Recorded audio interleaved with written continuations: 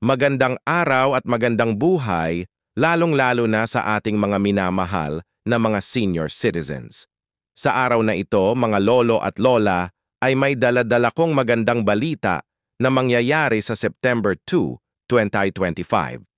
At yon sa lahat ng ating mga minamahal na mga senior citizens. Social Pension Payout Schedule September 2, 2025. Aing alamin ang kumpletong detalye sa balitang ito.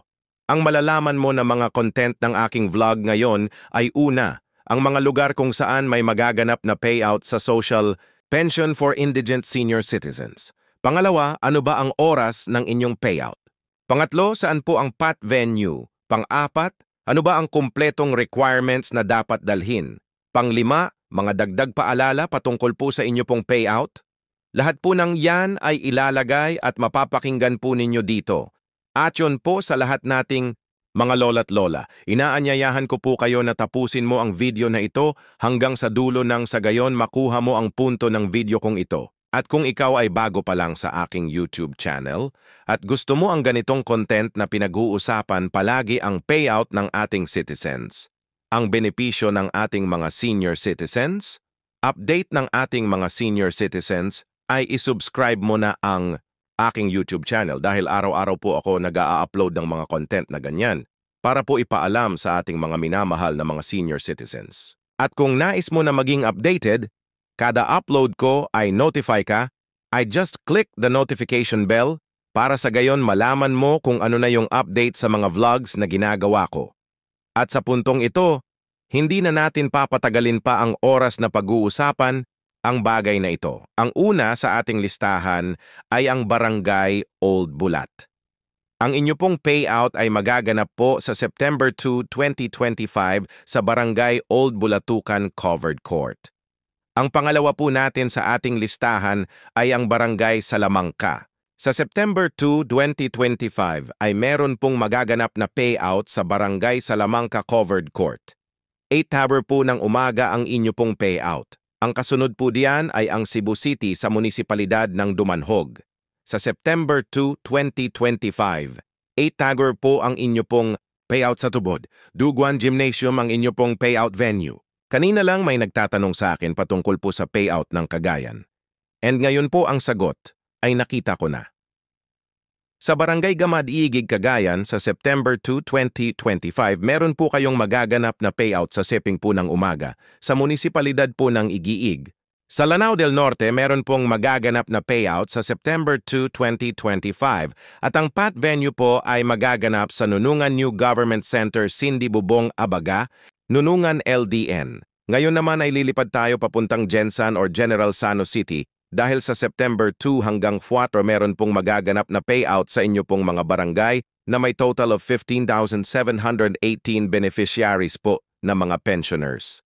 Ngayon naman dadako tayo sa Quezon City dahil sa September 2, 2025 ay meron pong magaganap na payout at pupunta naman po kayo sa Rice and Garden Quezon City Hall Compound mula 8 Southern ng umaga hanggang 3 po ng hapon. Ang kasunod diyan ay ang Office of the Senior Citizens Affair ng Dunsol dahil sa September 2, 3 and 4, 2025 ay meron pong magaganap na payout.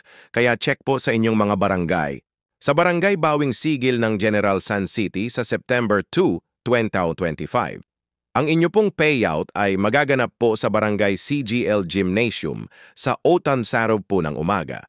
Magsisimula po ang inyo pong inaasam na payout sa City of Himamayam sa probinsya ng Negros Occidental sa September 2, 2025. Oo po yung mga barangay na magpe-payout. Barangay Agisan na may 82 pensioners, 8 knocker hang 12:30 ng tanghali sa City Hall ground po ang payout venue. Sa Barangay Mambagaton na may 72 pensioners. Barangay Saraet na may 84 pensioners. Barangay Talaban na may 84 pensioners. Ang oras po ng inyong payout 8 hanggang 12:30 ng tanghali sa City Hall ground. Sa Barangay Nabalian na may 78 pensioners. Barangay Kabanan, Kabanbanan na may 77 pensioners. Barangay Le, Bacau na may 82 pensioners. Barangay Kabadyangan na may 80 pensioners. Ang inyo pong payout time 8 hang 12:30 ng tanghali sa Kabanbanan Gymnasium. Sa Barangay 1 na may 74 pensioners, Barangay 2 na may 76 pensioners, Barangay 3 na may 89 pensioners, Barangay 4 na may 82 pensioners, Barangay Carabalan na may 73 pensioners. 8 nows hang 12:30 ng tanghali sa Barangay Faro Gymnasium, sa Barangay Caruan na may 92 pensioners, Barangay San Antonio na may 61 pensioners, Barangay Mahalang na may 85 pensioners. 8 hanggang 1200 sa dyan ng tanghali sa Caruan Covered Court sa Barangay Tuoy na may 81 pensioners barangay. Suay na may 76 pensioners, Barangay Buenista na may 84 pensioners, 8 naka hang 12 ng tanghali sa Suay Covered Court. Ang kasunod yan ay Barangay Baluan sa September 2, 2025. Meron pong magaganap na payout sa 8 bakas ng umaga at sa Barangay Balu-Baluan. Gymnasyon po ang inyo pong payout sa Barangay Bula sa September 2, 2025. Meron pong magaganap na payout sa Barangay Bula, gymnasium po ang inyo pong payout venue at pumunta lamang po kayo doon. Kumpletuhin po yung dapat kumpletuhin ng sa gayon ay hindi po kayo pabalik-balik po sa lugar ng Iloilo sa Barangay Zambaludan. Meron pong magaganap na payout sa September 2 sa 7 hours hanggang 10 hours ng umaga sa Beach Resort Cabanban, Auton, Iloilo City. At yun po ang mga lugar na mag-payout bukas, September 2, 2025. At lahat po ng yon ay totoong mangyayari po. Hindi po iyon gawa-gawa. Baka may magko-comment na naman dito. Fake news yan. Fake news yan. Hindi po ito fake news. Lahat po ito ay may katotohanan at ayaw ko pong mag-manipulate ng mga misleading contents. Dito po ay totoo at ayaw ko pong linlangin kayo sa pangungwalan ng views. Hindi po ako ganon. Kaya naman na ngayon, nalalaman nyo na lahat po ng iyon ay dapat ninyo sundin. Pumunta kayo sa barangay ninyo bukas at bakit sir hindi po nakita namin yung ibang barangay sa amin po? Bakit hindi mo po nabigay? So ang ano diyan, may mga barangay na nagpo-post sa Blue App or sa online or yung iba naman hindi sila nagpo-post. Sa gym nila mismo nagpo-post. So may traditional way, may modern way na po. So ang inyong dapat gawin po, pumunta kayo sa pinakamalapit na barangay sa inyo at alamin ang status po ng inyong social pension for senior citizens. And sa gayon ay meron kayong idea ano na ba ang nangyayari para hindi po kayo blind at maanong tawag dito? Mama behind. Okay? So sa puntong po ito ay ibibigay ko na ang mga kumpletong detalye ng mga requirements na dapat nyong dalhin sa social pension payout. Senior citizens or beneficiaro. Isang malinaw na Xerox ID ng senior citizens na mayroong 3 orihinal na pirma o thumb mark sa katulad ng ID ng senior citizens. Paalala, pananatihing presentable ang mga dokumento. Ilagay sa plastic envelope ng iwasang magusot, huwag bilutin ang mga papel at siguraduhing pareho ang pirma o thumb mark base sa ID ng senior citizens. Kung authorized representative ng senior citizen o benepisyaro ang kukuha ng pensyon, isang malinaw na Xerox ID ng senior citizens na mayroong 3 orihinal na pirma o tumbar sa katulad ng sa ID ng senior citizens. Authorization letter na nagmula sa MSWDO, CSWDO, or OSCAR na mayroong orihinal na pirma nina MSWDO, OSCAR Senior Citizens Authorized Representative. Isang malinaw na Xerox ng government-issued ID kagaya ng SS Updated PhilHealth ID, Updated Barangay ID, UMID, Voters ID, Updated Voter Certification, Updated Police Clearance, and Authorized Representative at lagyan ng 3 orihinal na pirma o thumb mark katulad ng ipapakitang ID. Paalala, siguraduhing pareho ang lagda o TH mark ng senior citizens, beneficiaro at authorized representative base sa kopya ng government-issued ID na pinisinta. Kumpletuhin ang mga hinihing lagda, thumb mark sa authorization letter. Iwasang magusot at huwag bilutin ang mga dokumento. Kung namatay na ang beneficiaro, isang malinaw na Xerox IDing pensioners. Warranty letter na nagmula sa MSWDO, CSWDO o Oscar na may pirma ni MSWDO. Xerox ng death certificate ng benepisyaro na mayroong serial number. Isang malinaw na Xerox ng government-issued ID, kagaya ng SS.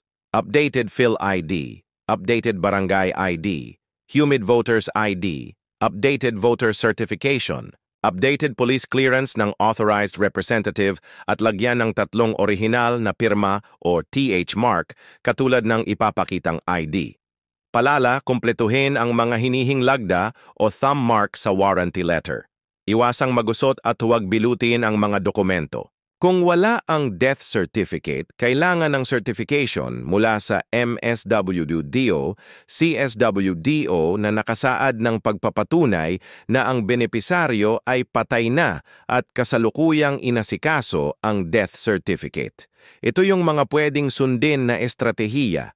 Ang pagbibigay ng pensyon sa mga benepisaryo ay per barangay o clustering per barangay upang maiwasan ang pagkakaroon ng maraming pagsasama-samang mga tao. Gawing sunod-sunod ang pilahanay ng mga benepisyaryo base sa numero or payroll number na ibinigay upang maiwasan ang pagkakaroon ng pakiusapan sangat at lalo't higit ay mas mapadali ang daloy ng pagbibigay na pensyon sa mga benepisyaro. Pagdalalahin ang mga benepisyaro ng kanyang itim ballpen upang maiwasan ang paghihiram. Magtalaga ng isang tao staff na maaaring tumulong sa paymaster upang mapadali ang pagbibigay ng pensyon sa mga benepisyaro. Lagyan ng numero ang zero copy ng ID upang mas mapadali ang paghahanap sa payroll. Mga paalala, maglaan ng malawak na space para sa pagtadausan ng payout at ng upuan para sa mga benepisyaro ng programa. Maglagay ng madaming kopya ng Certification of Same Person sa bawat lamesa na uupuan ng mga paymaster at siguraduhing may lagda ito ng MSWDO at CSWDO. I-check ang mga lagda o pirma sa mga dokumento kung orihinal o kumpleto. Dagdag paalala dahil uso na po or lag na po sa atin ng MPAX. Ang dapat pong gawin ng ating mga senior citizens ay magsuot po ng face mask. Madala po ng alcohol at magdala po ng assistant at sumunod po sa lituntunin ng payout sa inyo pong lugar. Huwag pong pumunta kung hindi nyo po schedule dahil hindi po kayo makikater niyan at pakiready po at pakicomplete ng inyong mga requirements nang sa gayon, hindi na po kayo paulit-ulit na mag-process. At ako po ito, si Rel Mendoza Tanyo. Nagpapasalamat ng lubos sa lahat po ng mga sumusuporta at nanonood ng aking mga vlogs. At sa susunod po na mga vlog ko ay ipapaalam ko kung ano yung mga update sa mga payout ninyo. Salamat po sa walang sawang pagpanood ng aking mga vlogs. At hanggang sa muli,